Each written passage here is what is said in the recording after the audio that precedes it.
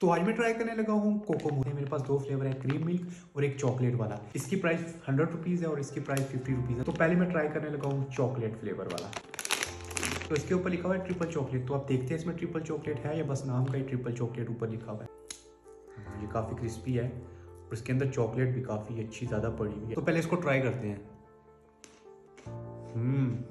ये जो उसका बिस्किट है वो काफ़ी क्रिस्पी है, उसके अंदर चॉकलेट का भी फ्लेवर फील हो रहा है।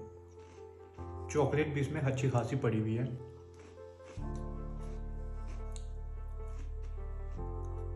₹50 में तकरीबन 3-4 मैंने खाई हैं और ये 7-8 ये पड़ी हुई है। तकरीबन इसमें 15 होती हैं ₹50 में।